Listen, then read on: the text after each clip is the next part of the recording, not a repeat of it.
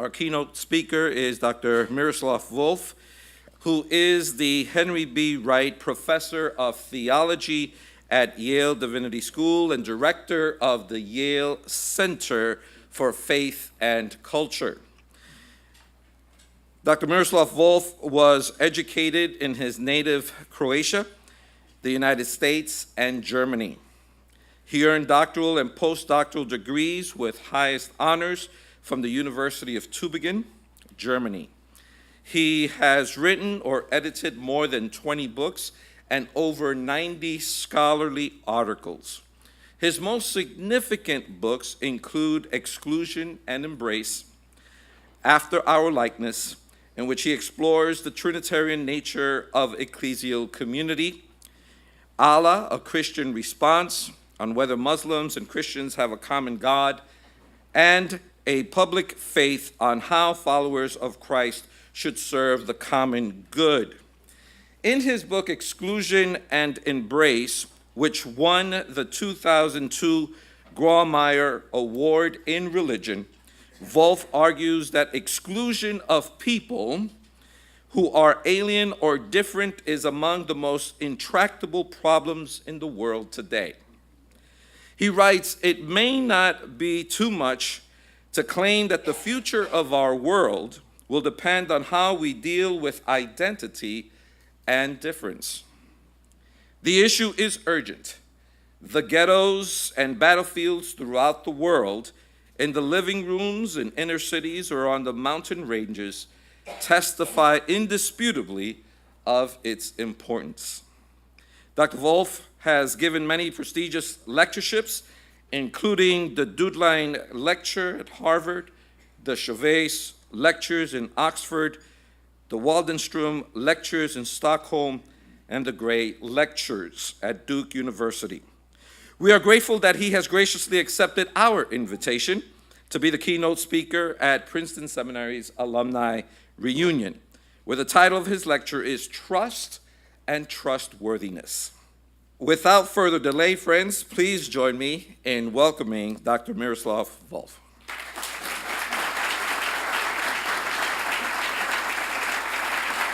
I'm delighted to be back here at Princeton, and with this group in particular. Princeton has been such a significant place for theological education both in academia and, for me personally, more importantly, in the ministry. My father was a minister, and he was always a little bit disappointed that I didn't quite follow fully in his footsteps, that I became a mere professor. And even when I was hired at Yale, that did not change his opinion, to his credit. And actually, I agree with him. I believe that theologians are servants of the people of God, servants of the world in a sense, but more indirectly than are the ministers. And so my hat always goes to ministers. I have had great admiration for the work that my father and my mother together have done as ministers. And so I know the challenges and admire people who do it. So my topic today is trust and trustworthiness. Actually, for myself, I've added another word to it to make it Trinitarian, which is trust, trustworthiness, and suspicion. Otherwise, it might look too rosy, what I am about to talk to you. And obviously, the background is our current political moment, lack of trust in our major institutions, and lack of trustworthiness primarily manifested in the sense of absence or lack of truthfulness. And these kinds of issues, I think, in the forefront of attention of many, and it's worth doing some work, theological work, to explore them. I think one of the great, as an introductory comment, one of the great questions that many are facing is a very, very simple question, and that question is, why should I be for truth if truth is against me? how do I construe my relationship to the truth when truth ends up being hurtful to the aspiration, to the goals, to power exertion that I have or want to undertake. And it's interesting enough, I think my background for what I'm going to say is not just the kind of on the more, let's call it, for lack of a better term, though that's a wrong term in many ways, on conservative side of the spectrum, kind of lack of commitment to truthfulness, but also on the progressive side, you can see a kind of fascination with well, on the one hand, it was the sense of the kind of Foucault-influenced notion that truth is a simple a way of exerting certain kind of social power, which it is, but that shouldn't be the whole story of it. And then plus something like a profound suspicion and kind of all mistrust of trust that one finds on the other side, especially among the social critics sometimes. I think that needs to be queried. So on both sides, I'm going to be equal opportunity offender. But let me say a few words. Obviously, it's a huge topic. And what I'm going to do is just make a few comments about the relationship between trust, trustworthiness, suspicion, and then narrate a story of Christ as a story of trustworthiness, entrusting oneself to God, and trustworthiness of God. That's only half of the story or half of the lecture that I can give. I have about 40 pages here. And the second half would be about kind of how does one generate trustworthiness? How does one generate trustworthiness in ourselves as to generate it, in the society at large? So with this I will begin. Whatever matters to human beings, trust is the atmosphere in which it thrives. Oops, that's not so good.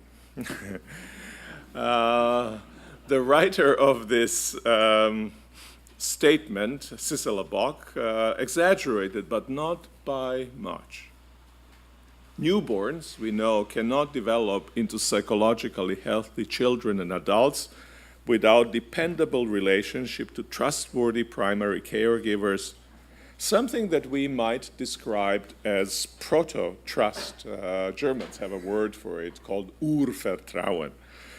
Their stable relation to themselves, their ability to project themselves into the future, their capacity to orient themselves in social and natural environments, they all depend on trust. Indeed, absence of trust erodes the very physical health of newborns. That's what studies show us. Without their implicit proto-trust being justified, newborns do not become men and women. Ontogenetically, trust is basic to us. Now, we cannot leave trust behind once we have developed into adulthood the way we normally leave behind nursing breast, the stroller, the parental home. As we grow, our ability to control our environments increases, but the need to trust remains. If things go well, the implicit, blind, and total trust of a newborn will gradually give way to the conscious, informed, and mostly partial trust of a child and an adult, but trust itself will not be abandoned. Indeed, a person who did not trust at all would strike us as inhuman. We're fragile, we're temporal, we're dependent beings, and so we must trust others in order to be able to live and to flourish. We need help in creating, in guarding, in looking after things that matter to us the most. All economic interactions between people, particularly those carried over a period of time, all of them involve some measure of trust. All familial relations involve measure of trust. All educational interaction do so. All political interaction. Imagine family, imagine economy, imagine politics, imagine medicine, imagine law without trust. You can't imagine it. It would collapse, actually. Trust is good, but control is better. You know who said that? Lenin. Vladimir Ilyich Lenin said that. But he puts his things on their head. Social psychologists and political theorists have persuasively argued, especially in recent decades, that it is the other way around. Control is okay, but trust is better. Effective control takes too much time and energy. Those of you who are in academia know bureaucracy is killing us, right? And this bureaucracy partly is about control, right?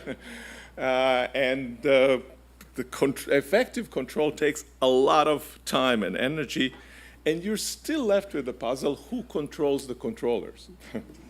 That was Lenin's problem, actually, right? Life tends to be better in high-trust societies, like Denmark, than in low-trust societies, like Central African Republic. So they have whole studies that are done on the high-trust, low-trust societies. It is not just that every meal we take requires some measure of trust in other people, whether they are families, merchants, cooks, and food tasters. In addition to these interpersonal and social forms of trust, there's something like existential trust. And by that I mean, the fact of my living, the fact of my making a step in the morning out of my bed involves certain kind of at least minimal trust that the foot will find something that's stable underneath and that I would be able to walk. But maybe we can put aside those kinds of obvious forms of trust and things that we can take for granted, like that the sun is going to rise in the morning and so forth.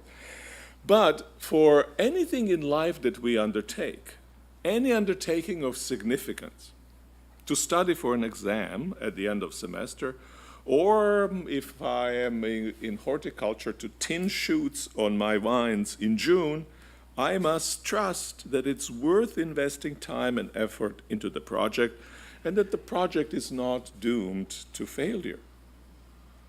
More importantly, I think, to undertake the grand project of living itself, I need trust. I need to trust both that in the face of widespread suffering and inevitable death, life is in fact worth living, and that a particular vision of life that I have embraced, vision of flourishing life, will not ultimately end in disappointment over the wasteland of my existence. I was sitting this morning and I was thinking, at one I don't know where I was. I made the comment how in fact we can live our lives at the end, discover that we have wasted our lives, that we have failed. There was a kind of a gas silence. It's almost like I said I don't know, some great social faux pas I have made, that one can actually fail in one's life. And I thought then, well, that seems like this is the hell for people who don't believe in hell after death, right? That would be hell, right? Your existence failed at the end of life. Now, how we talk about this may be an interesting question to pursue, but that there is something like that might be an interesting proposition to explore. Finally, there's something like ultimate trust, often submerged at the foundation of the way of life, that reality is set in such a way that actually we will not end up losers, that we will end up fulfillment, that my living according to a moral precepts and my happiness, to use terms from Immanuel Kant, will ultimately coincide. Or perhaps this is a trust that the arc of history is bent toward justice and the world in the future will look better than it looks today. All these forms of trust are fundamental to us, and as you could see, all of them are tied with the idea of fragility, with the idea of insufficiency of individual lives, with the idea that we live in temporal, our existence is temporarily defined. We live in time. To trust is to risk. When we trust, we accept vulnerability to another's possible, but not expected ill will. That's why we rarely trust immediately and totally. Before we trust, we try to assess whether it is wise to do so, whether we ought to make the risk of entrusting to others something that matters profoundly to us. To live, we have to trust, so we cannot eliminate risk that comes with it. But to survive and thrive, we cannot have our trust, important trust, betrayed. That's where suspicion comes in. Now, there's something that the great dictators and some modern philosophers have in common. And what they have in common is that they want to live in a world without trust, so they doubt everything and they doubt everyone. Lenin, right? Control. Dictators are suspicious of everyone.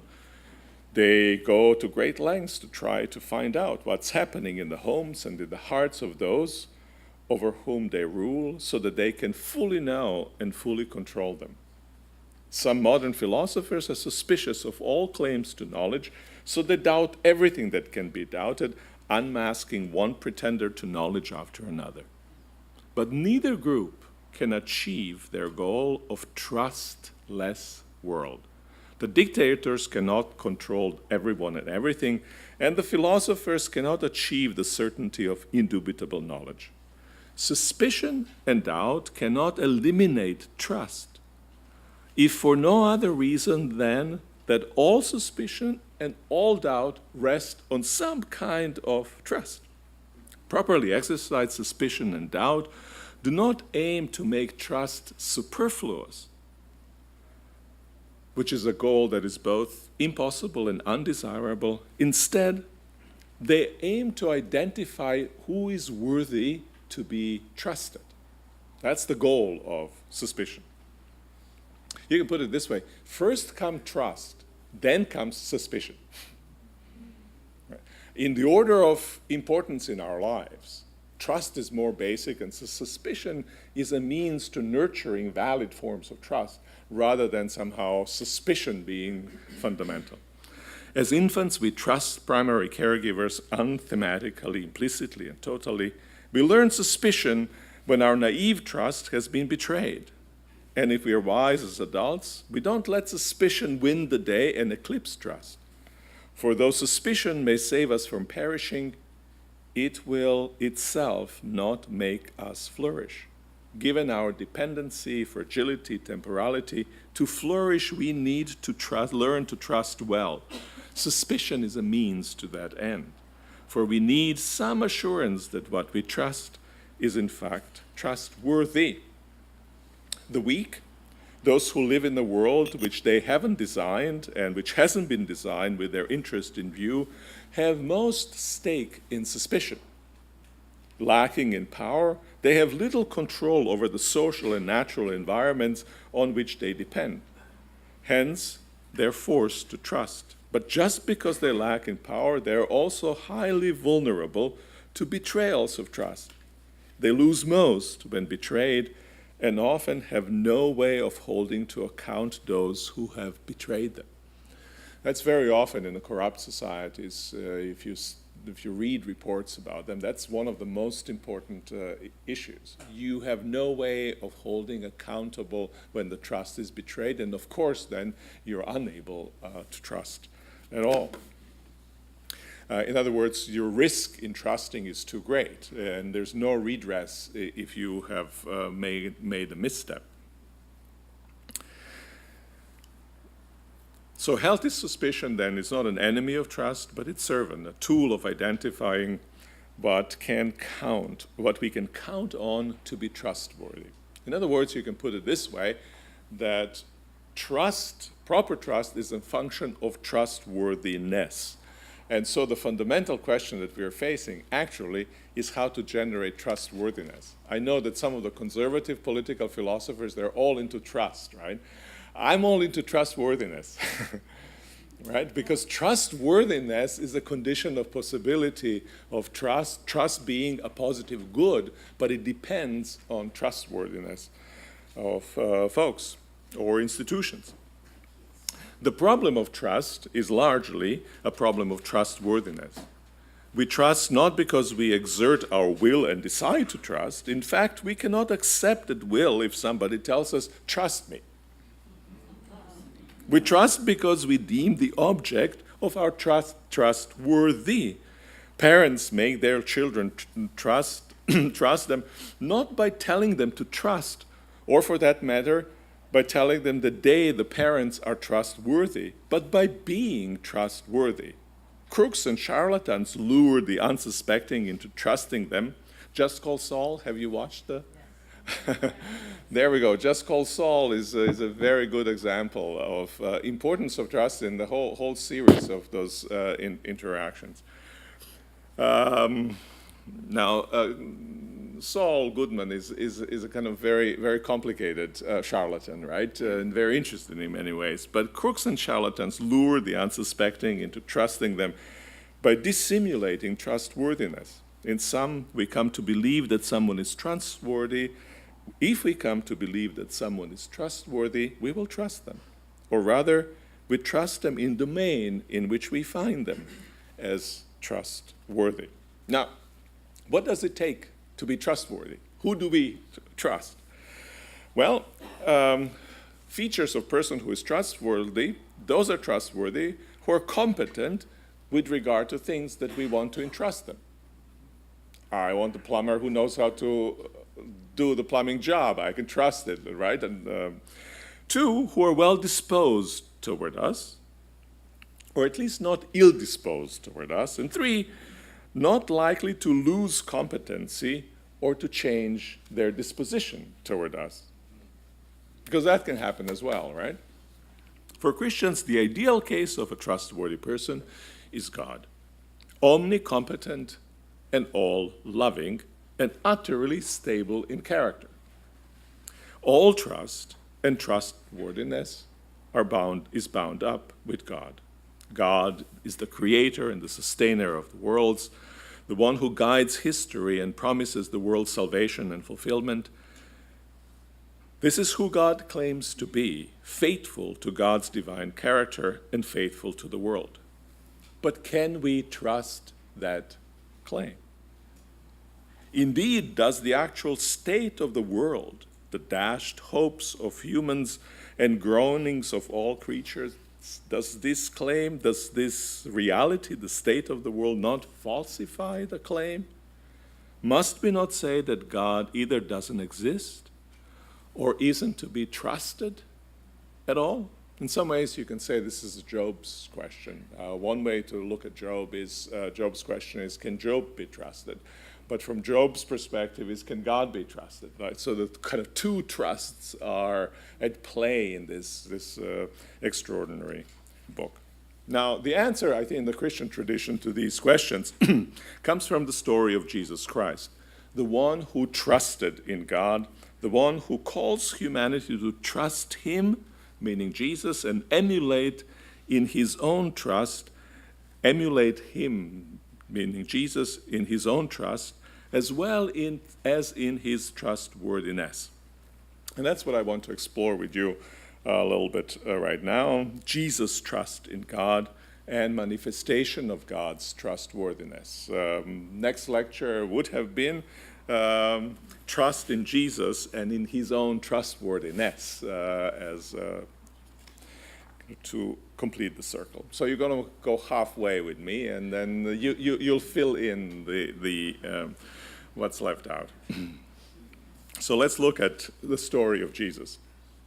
Now, we can read the entire story of Jesus Christ as the story of trust and of trustworthiness, the story of a struggle for trust in God, and a story of assurance in God's trustworthiness.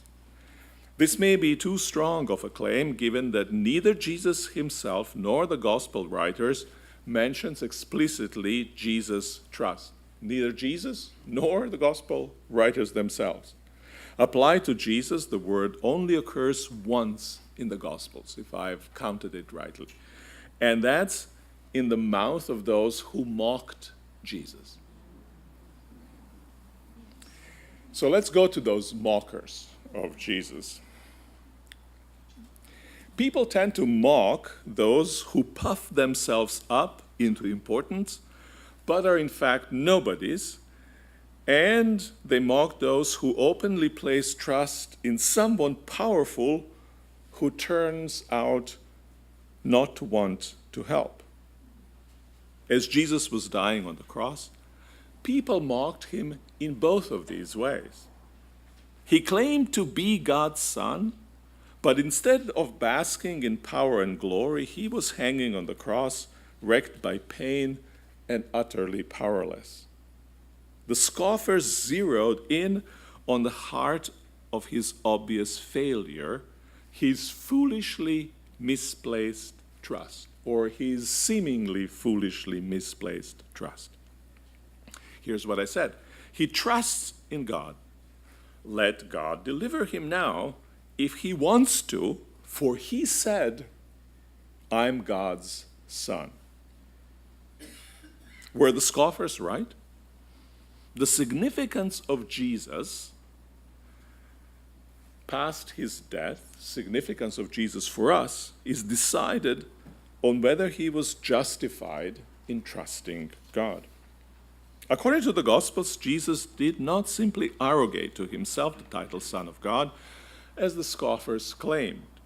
God pronounced him to be God's Son. After John baptized Jesus at the Jordan, the heavens were opened to him, and he saw the Spirit descending like a dove, alighting on him.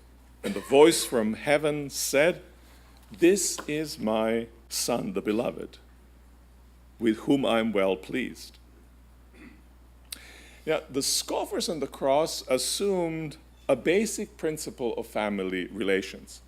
Sons ought to be able to trust their fathers to help them to succeed and be for them in the time of their great need. Now, so did Satan in his temptation of Jesus.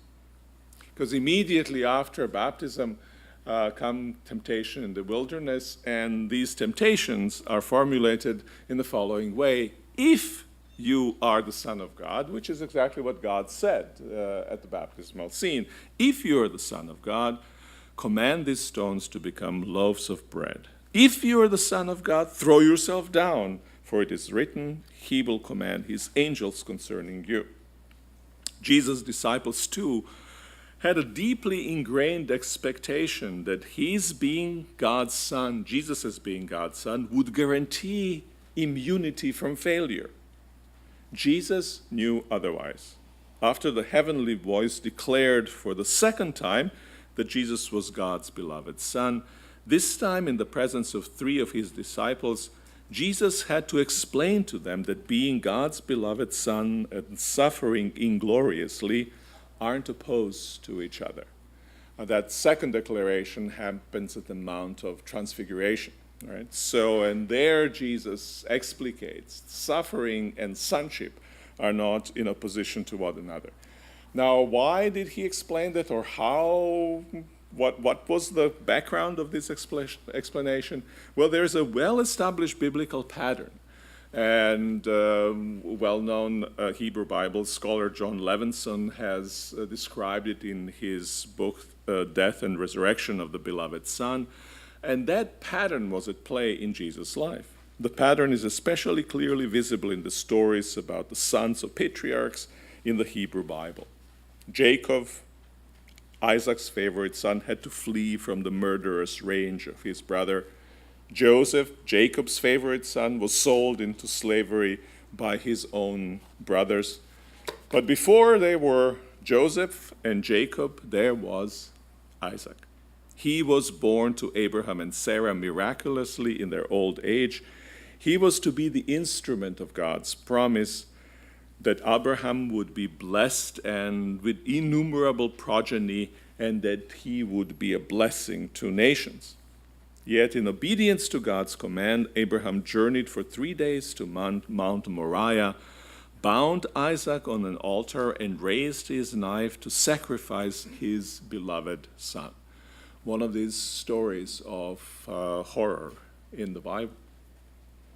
Now, we think of it in this way and think less of the story of Jesus in that way, but in a way, we may think of roughly the 3 years of Jesus' public ministry as a long and meandering journey to his own Mount Moriah. Like Isaac, in some of the rabbinical interpretations of the story, Jesus was not only aware of the suffering. By the way, some of the rabbinical interpretations of the story of Abraham and Isaac say that have Isaac being grown up and completely aware, not aware of what's coming, and embracing his father's will. In Christian renderings, he's a relatively small, unsuspecting boy. Jesus was not only aware of the suffering that was coming upon him, he also embraced it. His Father's will, the divine must that pressed against his life, and his own will, both of those things aligned. It was understandably that alignment was sometimes very tense and hesitant, but it was alignment nonetheless. Just before he was captured and killed, he prayed in the Garden of Gethsemane, "Father, if it is possible, let this cup pass from me, yet not what I want, but what you want." Now, Jesus had predicted his resurrection. Some kind of resurrection was patterned on the experience of ancient beloved sons. Their suffering was followed by vindication. Isaac was saved by an angel. Jacob became progenitor of the nation of Israel, and Joseph saved Jacob's clan from being wiped out by famine. Yet the scoffing of the political and religious rulers and the ordinary people seemed to have gotten to Jesus as he was hanging on the cross. That's one way of reading that story of crucifixion, that the scoffing has gotten to Jesus. Even the sun was hiding its face from him as the darkness enveloped the land, leaving him utterly alone with his shame and pain. Just before he died, Jesus cried out the famous cry of abandonment, my God, why have you forsaken me?" No angel showed up to rescue him. "Why am I, who have done your will my entire life, now utterly alone?" Now, everybody who does the will of God, in contemporary context, everybody who speaks the truth, may easily find themselves in situation analogous to the one that's being described here. Why am I doing the right thing? But just because I'm doing the right thing, I am undergoing suffering. And by the way, this is a footnote to this lecture, but if you look at the New Testament accounts of suffering, Paul is probably the best example. He haven't written more on suffering than any other book except the book of Job. If you look at those accounts, the fundamental problem of suffering is not problem suffering of which we generally speak, which is our natural bodies breaking down or things happening to us in the world, natural catastrophes or things of that sort. His primary emphasis was on suffering persecution. And suffering persecution was suffering on account of being who you were supposed to be. Right? That's the basic idea. You may be suspicious of that claim, but that is the basic perspective. No, I'm not. He was less worried about thorn in his flesh. He was worried, or not worried. He thematized, explicated the suffering that came to him as a function of his work as an apostle, as a function of being the follower of Jesus Christ. And so it is throughout New Testament. And this is almost a paradigmatically difficult case of suffering, because you're suffering for doing what is right. Not just suffering and somebody's failing to rescue you, but rather you're suffering on account of being obedient to what is right. So this is not Job's suffering. Job's suffering was different, right? He acted rightly, but he didn't suffer because he acted rightly. He suffered as a test of whether he would continue to suffer, to do rightly, even if he weren't blessed. So you have similar situation, obviously, here in Jesus' case. Yet even in his abandonment, Jesus had not given up on God and held on trust in God, though flooded with dread. There's a kind of broken trust in some way. One way to read these stories is to say, and I haven't checked with my New Testament colleagues to see whether that makes sense, but Jesus' cry of dereliction comes at the beginning of the last 3 hours of his life. My God, why have you forsaken me? And then you have 3 hours, according to Matthew's gospel, they have 3 hours of darkness. You must imagine the hours of darkness, like, even sun doesn't like me, right? I am utterly, and more importantly, I'm completely enveloped in darkness. I'm utterly alone, right? The whole connection that light creates between other human beings and me, that is broken down in the darkness, right? So he suffers in the darkness, and then he cries again. And one way to interpret his cry again, he cries the same words again. Right, and I tend to think that's what Matthew at least wants to suggest. But if that's the case, then his very last words on the cross are abandoned. Why have you abandoned me? Abandon me is a single word, and abandoned is the last one, right? So you may see the kind of, my God, remnants of trust are still there, almost holding on to them to the bitter end, but they're just about to slip out of our grip, and the last word that is said is, I'm abandoned. Right? He's dead, and he's finished. Trust betrayed? That's the fundamental question, right? The scoffers have proven to be right. At that moment, Evangelist Matthew writes, the curtain, at that moment, he finished crying, abandoned. At that moment, the curtain of the temple was torn in two, from top to bottom. The earth shook, the rocks were split, the tombs were opened, and many bodies of the saints who had fallen asleep were raised. At that moment, too, the sun's light dispelled the darkness. God had not abandoned him, the beloved Son. God was with him in the dark until the dark cup was drunk to the end, and then stepped in. The reader of the gospel knows.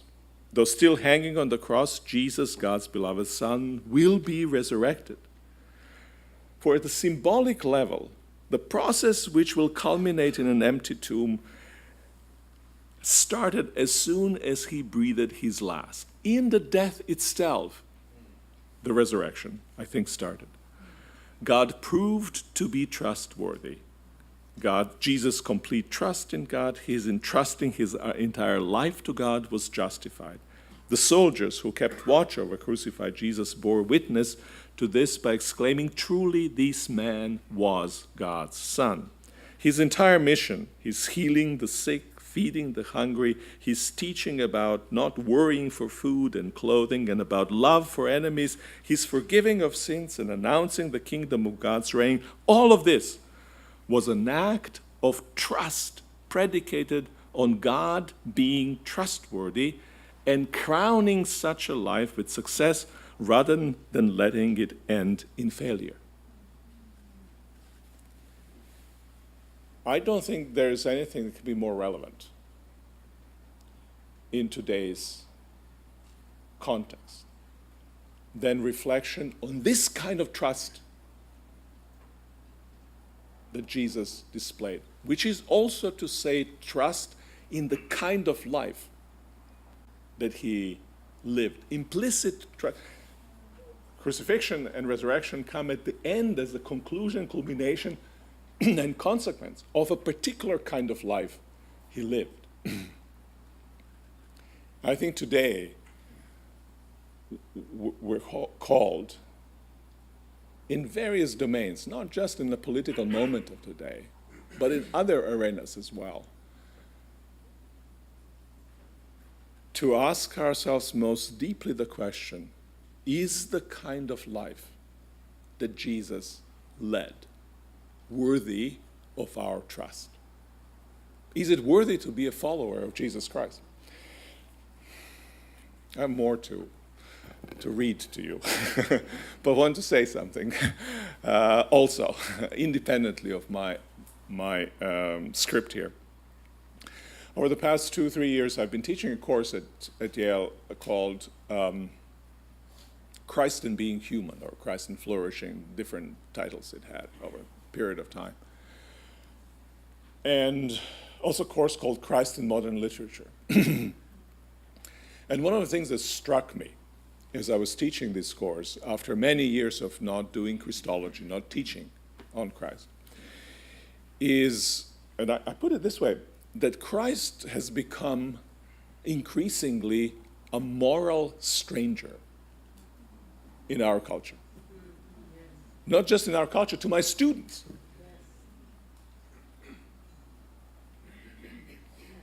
And then I started reflecting. I said, well, of course he is. I get up and I go in front of the mirror. I think about how I'm going to dress myself. And I have not a single word about how Jesus looked in the Gospels. It seems like he didn't give, he didn't care about how he looked. That's in contrast to some of the great religious founders of religious traditions, where outward beauty and the kind of inner beauty of character seem to have been aligned. And that ends up picked up later in the Christian tradition as well. Beautiful Jesus, right? You've got to have Jesus beautiful in appearance as Jesus is beautiful in the soul, the kind of unity of the beauty. You don't have it there. Sex. As far as we can tell, he never had sex. What kind of man? Right. And I can go down the line, love of enemies, possessions, and so forth. And then you read the stories of Jesus, and you think this is not a life that's worth aspiring.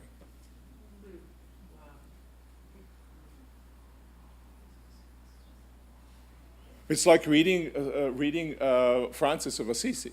And if you have sanitized version of Francis of Assisi, then you think, oh, that's cool. He loves birds, and he was rich and now lives in poverty. But he says, I'm married to my lady poverty. And then you ask the question, okay, is there any good to poverty? And scandal immediately breaks. There is no good in poverty. There's no good in suffering, right? So I can go down the line of life of Christ and show what incredible stranger he is to us. And it came as a shock to me, and it shouldn't. Right now I'm kind of inoculated to it, but it came originally as a shock because I grew up in the 70s, right? And at that time the books were written. Church, no, but Jesus, yes. Church was the problem. Right? Christ's followers were the problem. Jesus was an ideal that was being held up. I think it's been reversed. Church is okay, for the most part. But Jesus is the problem. Because church isn't following Jesus, right? Therefore it's okay.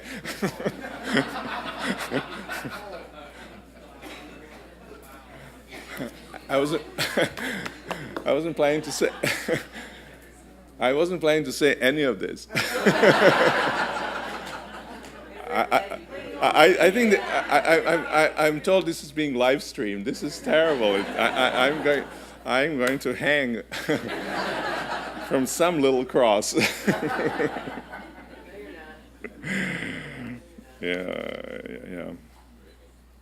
But I think obviously the cross is the most extreme form in which the unacceptability of Jesus' life comes through. And there are plentiful theological and non-theological ways for us to inoculate ourselves from the scandal of the cross and of its claim on our lives. But the cross and the scandal of it is of a piece with the entire life. And that's the point. So the trust in Jesus, I think fundamentally is not trust in my sweet little Jesus that when I die I'm going to end up in heaven, or not even so much that my sins will be forgiven. That doesn't seem to be trust so difficult for us these days, because we don't think too much that any person who wouldn't forgive us our sins will be considered to be kind of, who do you think you are? I mean, we are weak and so forth. You should attend to us. You're God. Therefore, your job is to forgive our sins as it goes. So trust in that, I don't think we tend to have a problem with that. We'll love that stuff. But the trust in the way of life is a problem. In trust in who he enacted and who he was is a fundamental problem for us. I think it's a fundamental problem of the Christianity, Western Christianity, today.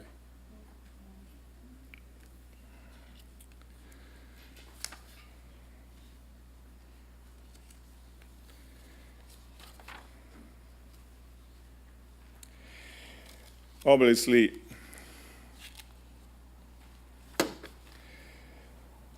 the issue of God's trust in God,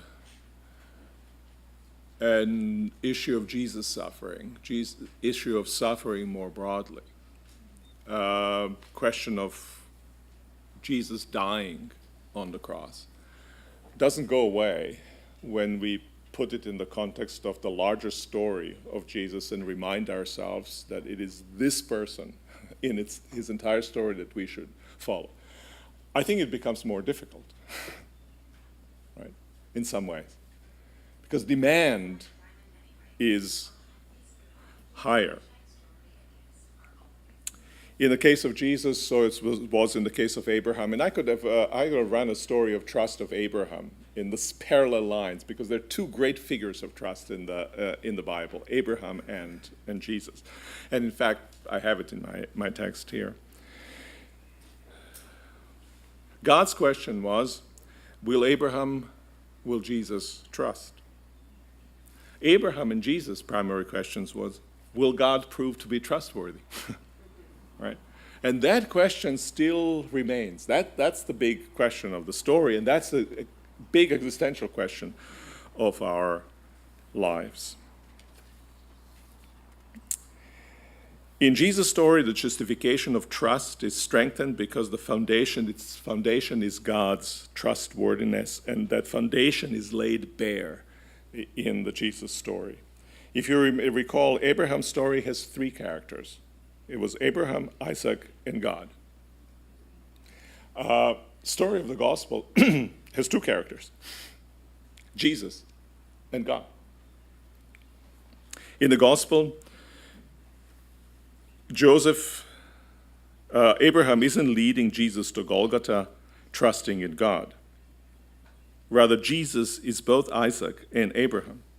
He receives the call to sacrifice, and he is the beloved son to be sacrificed. In the gospel story, God is both Abraham. God is both Abraham and God.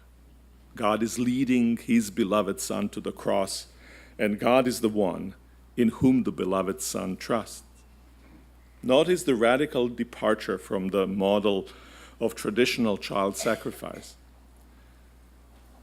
It was thought to be morally reprehensible in Israel and most of its history. In the gospel story, the father is not sacrificing the son to God for the father's and family's benefit, which is how children were sacrificed. Instead, Divine Father is sacrificing the beloved Divine Son for humanity's benefit. In other words, in a Trinitarian event, the crucifixion. Apostle Paul picks up on this motif to motivate trust. If God is for us, who can be against us? He who did not withhold his own Son, but gave him up for all of us, will he not with him also give us everything else? Like Abraham, God did not withhold his Son. And with more reason than Abraham, human beings can trust God. In giving the beloved Son, God gives God's own self, which is to say that God, the creator and the sustainer of the worlds, who calls into existence things that do not exist, that God gives utterly and loves without reservation. God can be entrusted with everything, not just because God, being God, is omnicompetent, but because God, being God, is all-loving as well, pursuing with regard to humanity no particular independent interest of God's own that isn't in the best interest of all of us. I think I want to end here.